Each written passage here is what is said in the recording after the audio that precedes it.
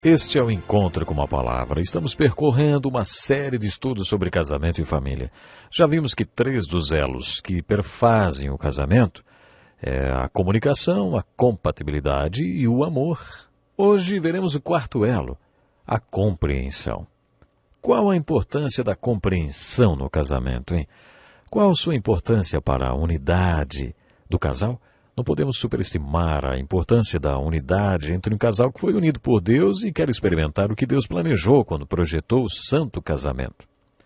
Na verdade, o que queremos dizer quando tratamos do assunto compreensão, principalmente depois de ter falado sobre comunicação, compatibilidade e amor, é que a compreensão e todos esses outros elos fazem a diferença entre o casamento ser um contrato formal de vida em comum ou um relacionamento verdadeiro. Vou explicar o que quero dizer. Passei grande parte do meu ministério ministrando aos homens. Por 20 anos falava-lhes semanalmente em cafés da manhã, às vezes até 2 vezes por semana. Falei muito sobre casamento nessas ocasiões. Costumava dizer: pense em tudo que sua esposa faz por você. Se você fosse financeiramente independente, um milionário, e pudesse comprar tudo o que ela faz por você, o trabalho de casa, comida ou até mesmo comprar uma mãe substituta, contratar alguém para ter nenês para você, uma governanta para educar as crianças, poderia comprar sexo.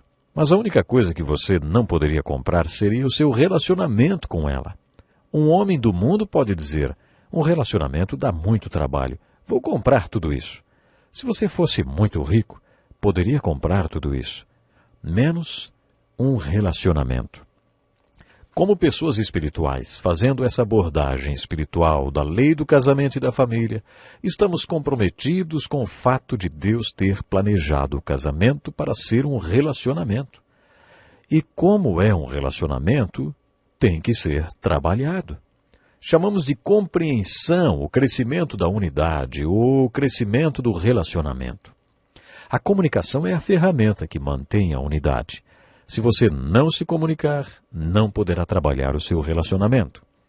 A compatibilidade é a evidência da unidade que inclui a compatibilidade de valores e a química entre o casal. Já o amor é a dinâmica que impulsiona o relacionamento e a unidade.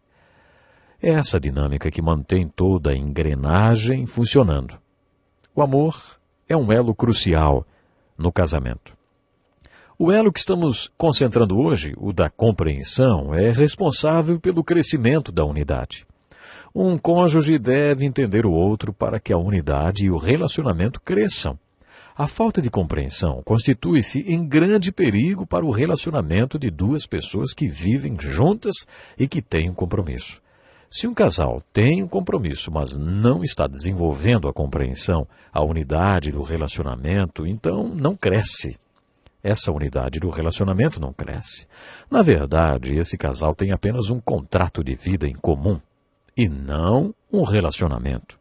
Os 2 não solidificam aqueles pontos onde há compatibilidade e não estão pedindo a Deus que lhes dê o amor sobrenatural de Cristo para se amarem e, por último, não estão trabalhando a compreensão entre eles. Considere o perigo de um relacionamento desse tipo em nossa cultura. Antigamente isso não seria um problema tão sério como é hoje. Uma das razões por que o divórcio se tornou epidêmico e o número de famílias desfeitas ser tão alarmante é o modo como nossa cultura está estruturada. Hoje existe uma fórmula para um desastre familiar e nós estamos colhendo o desastre como frutos em uma árvore. Em muitas famílias, o marido deixa o lar para trabalhar e a mulher tem suas responsabilidades em casa com os filhos. O homem está todo bem vestido no seu escritório, completamente envolvido em seu trabalho, ao lado de pessoas do sexo oposto, igualmente dedicadas. Todos muito bem vestidos, perfumados. Alguns desses homens têm mais comunicação com suas secretárias do que com suas próprias esposas. Às vezes conhecem as mulheres com quem trabalham melhor do que conhecem suas esposas. Isso porque conversam mais e passam mais tempo com elas. Ele acaba dividindo sua intimidade com umas dessas mulheres. O relacionamento fica mais íntimo e ele acaba deixando sua mulher para ficar com essa pessoa. E o ciclo se reinicia. Acontece também dos 2, marido e mulher, saírem para trabalhar. As coisas não são mais como costumavam ser. E o jeito que são constitui-se uma fórmula para a destruição. Se essas duas pessoas estão ocupadas demais para trabalharem o seu relacionamento e não se entendem mais, cedo ou tarde, aparecerá alguém que as entenda. Esse homem vai encontrar uma mulher que o compreenda. E é claro que isso também se aplica à esposa. É uma rua de duas mãos. Perceba como essa fórmula leva a uma crise. Essa é uma maneira negativa de afirmar, mas o perigo é que as pessoas querem ser compreendidas. Durante os últimos 38 anos, diz o pastor Dick Woodward, conheci muitos homens que tornaram-se íntimos de mulheres, com as quais descobriram muitas coisas que eu, jovem do interior, sequer sabia que existiam. Conheci um homem que depois de viver uma vida em pecado se converteu. Eu costumava me reunir com ele 3 vezes por semana durante 3 anos, para discipulá-lo. Sua vida até então tinha sido tão desonrada que nós nem falávamos sobre ele se tornar membro da igreja. Sua esposa achava que ele estava sendo um idiota por manter aquelas reuniões comigo, e eu disse a ele nem pensar em dar aulas na escola dominical e nem se tornar membro da igreja. Só iríamos manter aquelas reuniões. Durante 3 anos, ele e eu fizemos um estudo da Bíblia inteira. Conforme fui conhecendo-o, aprendi algumas coisas sobre ele. Ele tinha fama de já ter dormido com todas as mulheres da cidade, menos com a dele, né? Que péssima reputação. Ele era um homem bonito e uma vez disse que muitas mulheres o paqueravam. Sabe, não foi por causa de sexo que eu tive casos e dormi com todas essas mulheres. Elas só queriam alguém com quem conversar. Os maridos delas não conversavam com elas e elas queriam se abrir comigo. Não era porque elas queriam sexo. O que elas queriam realmente era conversar e serem compreendidas, e foi isso que nos aproximou, ele disse. É claro que também já ouvi isso a respeito de mulheres. Minha mulher não me entende, não há mais comunicação entre nós. O que eu ouço com frequência mostra que não há mais compatibilidade. O casal não tenta mais se compreender melhor. Eles sequer tentam. Daí ouvimos homens que arrumam casos dizer o seguinte: elas me entendem. E a mulher diz: ele fala comigo durante todo o tempo que estamos juntos, ele conversa comigo. Mas ele não fala com a mulher dele. Por isso é muito perigoso negligenciar o crescimento da unidade do casal. Esse crescimento começa com você fazendo o possível para se entender. Existe uma premissa básica e simples para você compreender seu cônjuge. Ela é tão simples que você pode achar que nem precisa ser dita. Existem diferenças entre homem e mulher. Essas diferenças podem ser intelectuais, emocionais e espirituais. Dizem até que os homens adoram a Deus diferentemente das mulheres. Essa história que vou contar aconteceu anos atrás e eu nunca vou me esquecer dela. Acho que se algum dia eu escrever um livro, o título será Coisas que Aprendi com as Pessoas. Eu aprendi tanta coisa com tanta gente diferente. A esposa de um médico veio me procurar um dia. Ela era uma pessoa muito simpática, temente a Deus, dedicada e muito ativa na sua igreja. Liderava o grupo de oração e outras coisas mais. Eu tinha trabalhado com ela em algumas atividades da igreja. O seu marido era um médico cirurgião muito bem sucedido.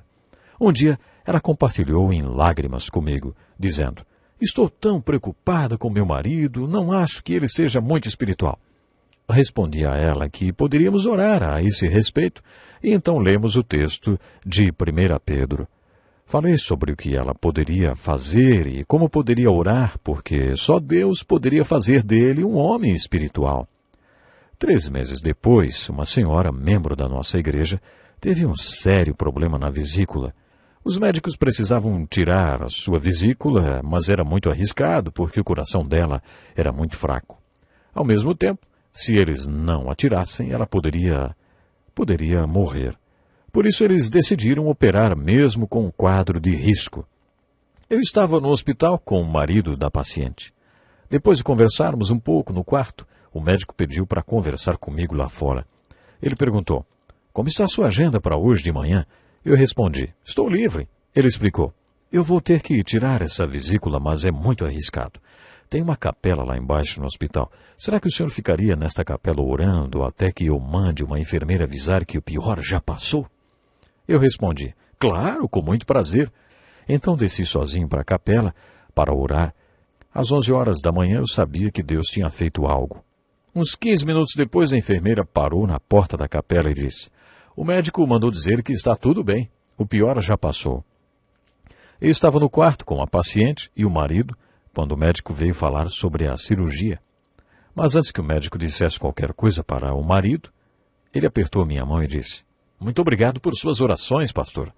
Foi um milagre termos passado por tudo isso. E esse médico, será que não era espiritual? Ele era o esposo daquela mulher que tinha me procurado para dizer que seu marido não era espiritual. A esposa achava que ele não era espiritual. Então eu chamei aquela mulher em meu escritório e disse que achava que ela tinha se enganado e que o marido dela era, sim, um homem espiritual. E contei toda aquela história. Aquela mulher chorou muito. Ele era um homem espiritual, só que não expressava sua espiritualidade como sua mulher, e por isso a esposa tirou suas próprias conclusões de que ele não era espiritual como ela. Continuando o nosso estudo, acho que se nós vamos procurar compreender a pessoa com quem vivemos, temos que entender que há diferenças entre os sexos. Eles têm que ser diferentes porque, como já dissemos antes, são essas diferenças que tornam um cônjuge atraente para o outro. Um macho é um macho e uma fêmea é uma fêmea. A mulher é atraída pelo homem por causa da masculinidade dele e o homem é atraído pela mulher por causa de sua feminilidade. Essas diferenças têm que ser celebradas e não eliminadas. Por isso concluímos: como é desastroso para a mulher em nossa cultura ouvir que, para ser uma mulher valorizada, uma mulher tem que fazer o papel de homem e de mulher. Não é isso que faz dela uma mulher de valor. Acho que o que a fará uma mulher de valor é justamente o contrário. O que valorizará a mulher diante de um homem é ela exercer o seu papel de mulher. E é claro que o mesmo serve para o homem. Vamos ficar por aqui. Até o próximo programa. Este é um estudo escrito pelo Dr. Dick Woodward, na voz do pastor Edson Bruno.